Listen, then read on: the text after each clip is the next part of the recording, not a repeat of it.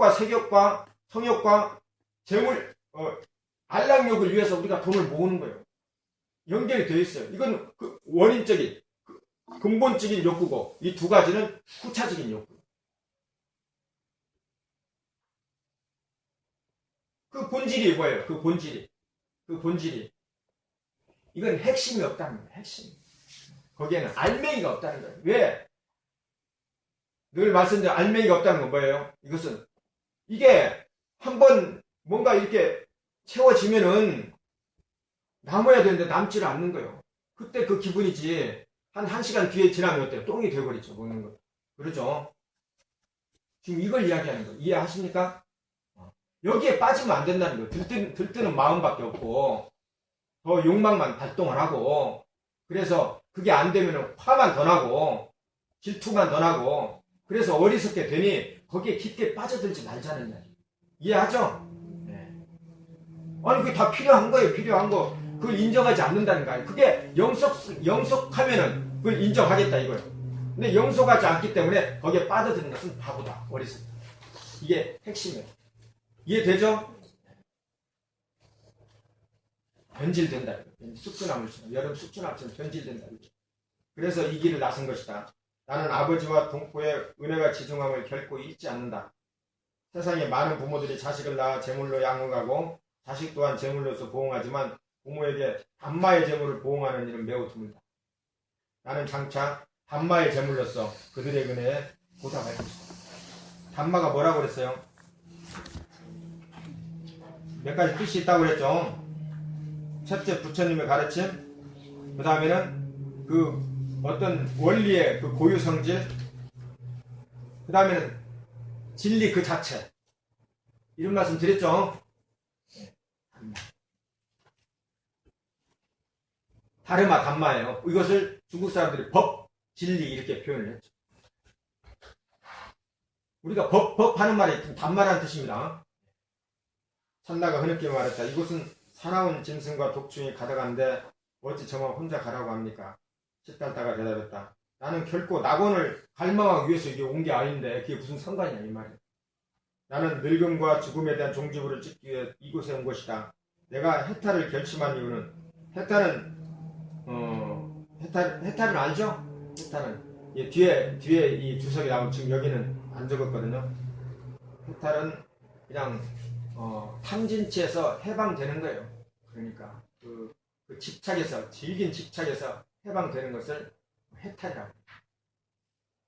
이건 불교만의 고유적인 용어가 아니고 그 당시에 브라마인에서도 우파니샤트에서 사용했던 말들이에요. 해탈은 어려운 게 아니에요. 그냥 자유스러워지는 거예요. 자유스러워지는 거. 해방되는 거. 그래서 저는 이걸 지고의 해방, 최상의 해방 이렇게 번역을 했어요. 인간은 언젠가는 헤어져야 할 숙명적인 존재라는 사실을 깨달았기 때문이다. 내가 깨달음을 이루면 더 이상 우리의 운명을 갈라놓는 슬픈 일들은 생기지 않을 것이다. 참나 서러워 마라. 오히려 비탄의 뿌리에 얽혀 감각적인 열정을 탐닉하는 자들을 서려워. 자, 아까 그 뿌리에 독이 있다고 그랬죠. 비탄의 뿌리에 얽혀. 꼭지에 꿀이 있는데 비탄의 뿌리에 얽혀서 그 감각적인 열정, 그 열정을 탐닉하는 자들을 오히려 서러워해라. 나를 서러워하지 말고. 아버지는 내가 어리기 때문에 숲속에 들어갈 때가 아니라고 생각하지만 인생이란 때가 정해진 게 아니다. 참나는 시달타의 발 아래 엎드려 청했다. 왕자님, 저를 데려가십시오. 짐승과 뱀이 득실거리고 도적대들이 출몰하는 이곳에 왕자님은 혼자 버려둘 수 없습니다. 평생을 시달타 곁에서 시종을 들며 지내온 참나였다. 시달타는 참나의 등을 다독여주며 말했다. 울지 마라. 사람이란 누구나 태어나면서 각기 다른 길을 가게 되어 있다. 비록 애정 때문에 지금 가족과 이별하지 않는다 해도 언젠가 죽음은 냉정히 우리 사이를 갈라놓을 것이다. 그날이 오면 우린 어떤 작별의 인사도 할 수 없게 된다. 큰 기대를 품고 참기 힘든 고통을 견디며 나를 낳은 어머니를 생각해. 어머니는 마야 부인을 말하죠. 자기는 어머니 얼굴도 모르죠. 그 어머니는 나한테 그 어머니란 무엇이며 어머니는 또 나한테 무엇인가. 죽음이 다 앗아가 버렸잖아요. 마치 새들이 잠시 나뭇가지에 머물다 다른 곳으로 날아가듯이 우리의 만남이란 또 그와 같다. 하늘의 구름을 보라. 그 속에서 나는 생명의 결합과 슬픈 이별을 동시에 바라본다. 이게 뭐예요 지금? 이게 인생은 나그네게 이르는 하숙생 있죠? 하숙생의 가사가 된 거예요. 이게. 생야 일편 부운기 사야 일편 부운멸 하는 인생은 나그네 길 하늘의 구름이 흘러가듯 떠돌다 간다. 이게 작사가 된 거예요. 부처님이 하숙생의 작사는 부처님이. 진짜 이걸 보고 한 거예요. 이 세상은 구름처럼 모였다 흩어지고 언젠가는 까지 영속되기를 바라는 집착되는 우리의 찬란한 기대와 희망을 참담하게 만들어 놓을 거예요. 그 하늘에 흐르는 구름만 보아도 어때요? 이 세상이 무상하다는 원리를 아는 거예요. 알 사람. 시다타는 칼을 꺼내 짙푸른 머리카락을 잘랐다. 그리고 상투를, 그러니까 머리가 이렇게 길었죠. 상투를 자르고 거기에 묶었던 구슬을 찬나에게 줬죠. 오랫동안 입은 신세에 대한 보답이었다.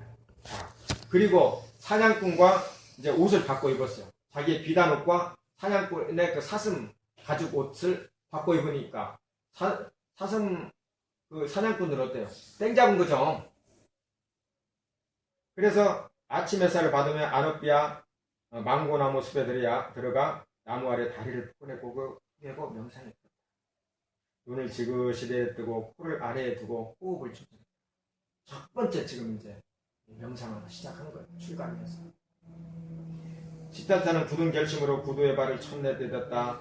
숲에는 온갖 새들이 쥐저기고 나뭇잎이 살랑살랑 흔들렸다. 소리들은 고요한 숲과 조화를 이루며 마음을 진정시켰고 한낮에는 심한 갈증과 공복을 느꼈으나 전혀 동요하지 않아. 이 전혀 동요하지 않는다는 말은 그냥 미사여구가 아니에요. 그렇죠? 이것은 우리가 수행을 할 때 가장 필요한 움직이지 않아요. 그렇죠? 움직이지 않아야지 몸을 극복할 수가 있어요. 움직여버리면 다 깨져버려요. 마음의 의지도 다 깨져요. 몸의 의지가 마음의 의지보다 더 중요해요.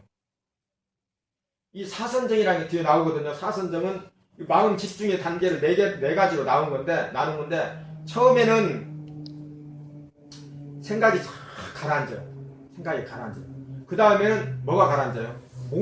마음의 느낌이 가라앉아요. 그 다음에 비로소 몸이 가라앉기 시작해요. 그 다음에 네 번째 평온이 찾아오는 거예요. 근데 우리가 보통 생각하면 몸이 편해지고 다음에 마음이 편해진다면 천만이에요. 마음이 편해져야지 몸이 편해져. 아시겠죠?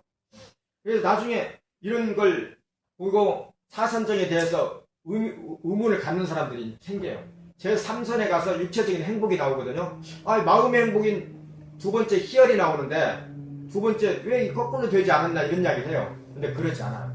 마음의 평온이 돼야지 육체적인 희열이 발생해요.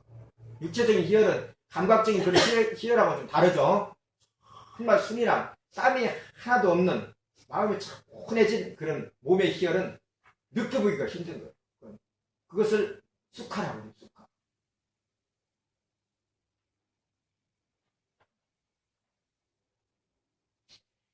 춥고 어두운 밤이 되어도 한결같았으나 간혹 가족의 얼굴이 눈앞에 어른거렸다. 지금 처음 나와가지고 지금 앉아있는 거죠. 우리는 저기 1시간 한 40분 하고 있어도 어때요? 가족의 얼굴이 어른거리죠. 지금 똑같아요. 그 양반만 하는 게 아니고 지금 우리의 상황하고 똑같이 비교를 해보세요. 똑같아요. 좀 추워도 문제고 어두워도 문제고 그리고 좀만 있어도 어때요? 움직이고 싶으면 막 안달이죠. 빨리 끝냈으면 좋고 그런 거예요. 때로는 어느 한 생각이 오랫동안 맴돌기도 합니다. 밤이 깊으니까 어때요? 지금 누구 하고 있어요? 찬나하고 있어요. 혼자 있어요. 혼자. 생전 지금 처음 떨어진 거예요. 그러죠? 그 호사서 이렇게 호위무사 그 여자들 악사들 속에서 살다가 혼자 떨어진 날 첫날이에요. 지금 첫날 밤. 짐승의 울음소리가 두렵게 하고 습기찬 밤 공기가 옷 속으로 스며들었죠. 한 번도 경험을 못했겠죠. 시다타는 그러나 전혀 흔들리지 않았어요. 그의 눈은 숲속 나무와 풀 그리고 나는 새들을 향하고 있었지만 분별하지 않으니 숲소리마저 사라지는 사마디가 끊겼다, 이어졌다 또는 짧게 길게 오랫동안 사마디가 뭐예요? 산매. 그죠?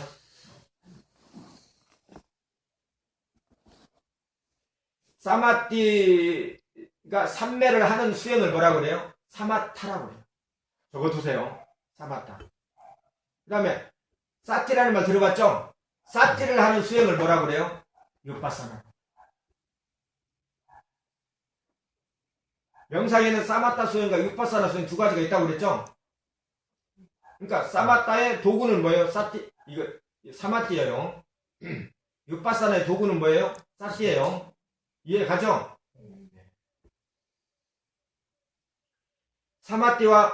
이 사마타와 유파사나의 특징을 한마디로 말하면 뭐예요?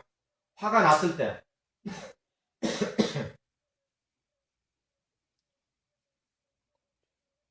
화가 났을 때는 그런가? 성질이 났을 때 성질을 참아야지. 참고 다른 것으로 마음을 돌려야지. 다른 것으로 좋은 것으로 마음을 돌리는 게 뭐예요? 사마타예요. 쉽게 말해.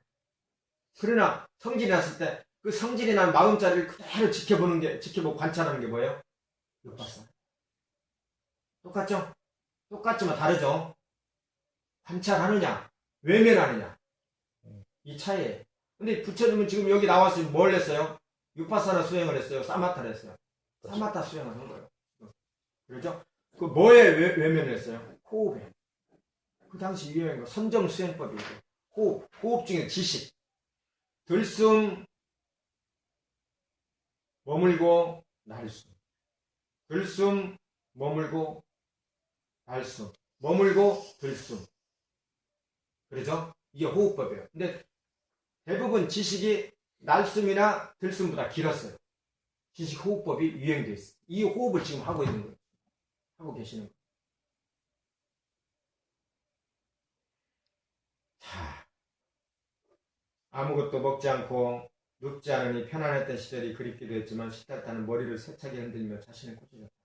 다음날. 그 다음날도 오로지 호흡에만 몰두했다. 가끔씩 냇가에 내려가 물을 마실 뿐 아무것도 먹지 않기를 꼬박 일주일을 계속했다. 하루는 온종일 부슬부슬 비가 내렸다. 그는 나무 아래 앉은 채 몸을 흠뻑 적시고 굶은 빈 뱃속에 찬 밤 기운까지 엄습해와 온몸이 심하게 떨려왔다. 하지만 전혀 움직이지 않았다. 대단하죠? 지금 이 이야기는요, 이 이야기는 부처님이 나중에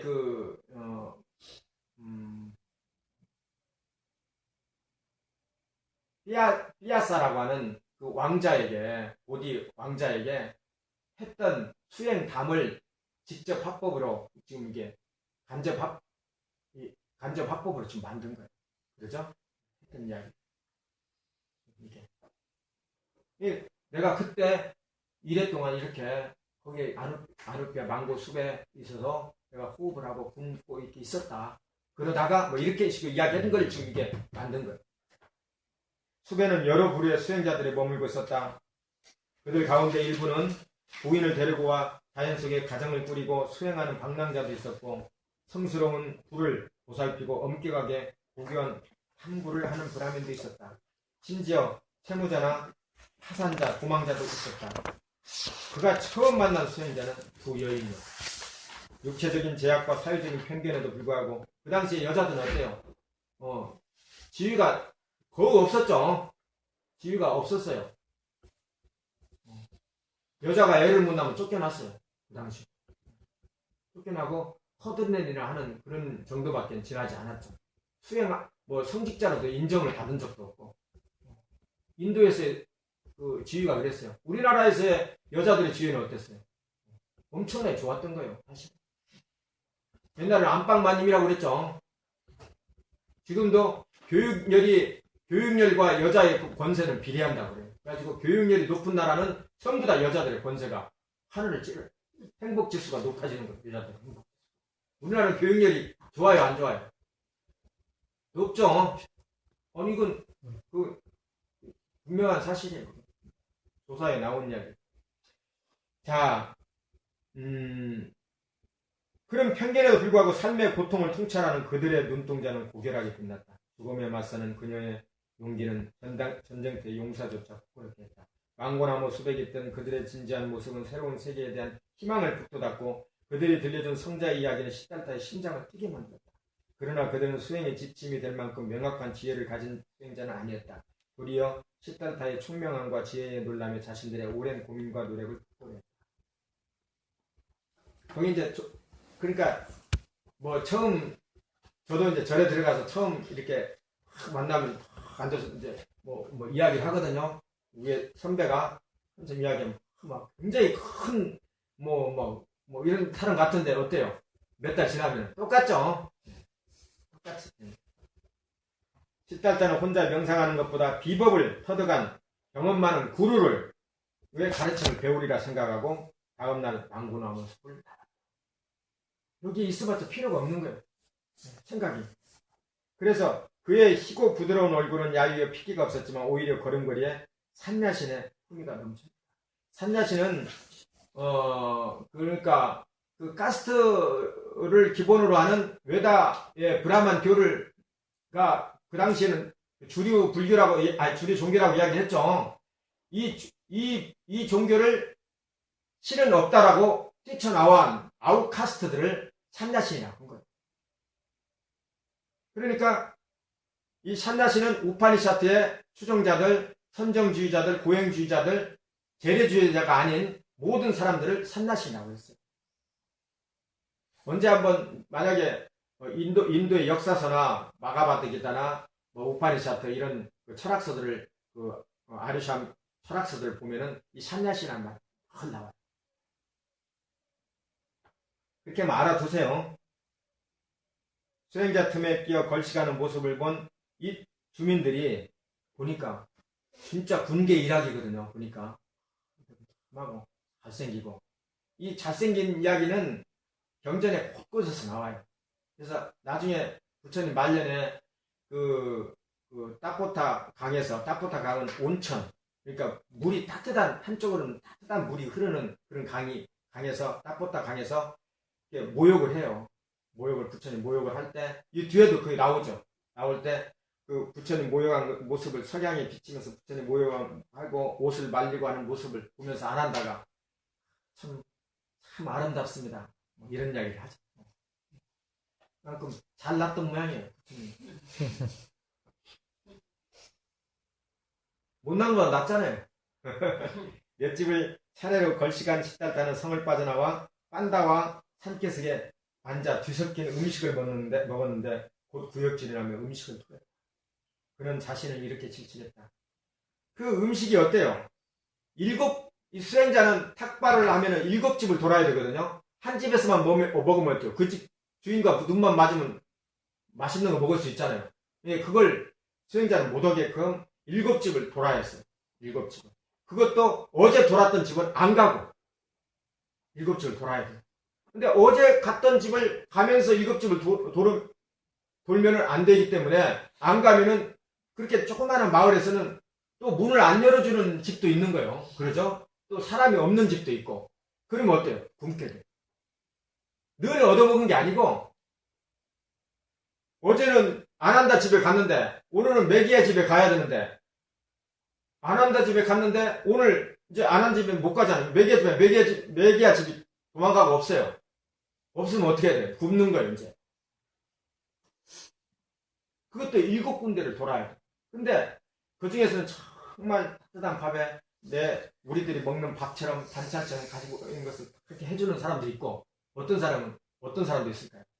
정말 자기 먹을 것이 없어서 그러죠? 자기는 상한 음식을 못 먹고 어제 남았던 음식을 이게 주는 사람도 있을 거 아니에요? 하지 못해서. 그러니 그 음식이 어떻게 했어요? 상한 음식도 있겠죠? 그걸 먹어야 돼. 하나도 남기면 안 되는 거예요. 그래서 설사병 나고 구토 나고 하면서 장이 안 좋은 스님네들이 많았어요. 부처님도 결국은 어때요? 그 상한 음식을 먹고 돌아가시게 되죠. 근데 그 음식을 처음 맛보니 이게 어때요? 구역질 날 수밖에 없는데 이걸 싹 먹자.